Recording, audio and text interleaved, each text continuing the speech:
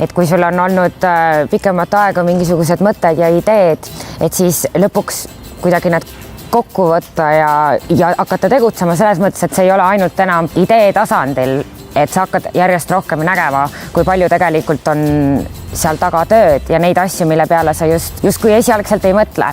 Ehk siis ei ole niimoodi, et loominguline töö piirdub lihtsalt selle loominguga. Tegelikult seal on väga suur osa, et mitte öelda enamus, see just asjaajamine ja et plaanid paika saada ja nii-öelda telgitagused. See kuidagi juhtus minuga lihtsalt, kuidas ma ühinesin inkubaatoriga.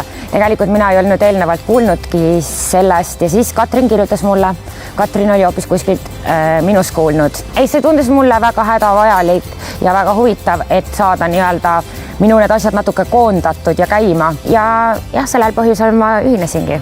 Inkubaator on mind kõige rohkem aidanud, just ma ütleksin selle äripoolega. Ma olen aru saanud, et selleks, et loominguliselt edasi toimetada, on vaja nii-öelda nagu vundament paika panna ja inkubaator ongi mulle aidanud nagu üldse aru saada, mis tegelikult toimub ja nad on minu jaoks tegelikult, ma olen väga palju õppinud selle lühikese ajaga ja kindlasti on veel väga palju õppida, aga nad on minu jaoks justkui selline äripartner, keda mul ei ole.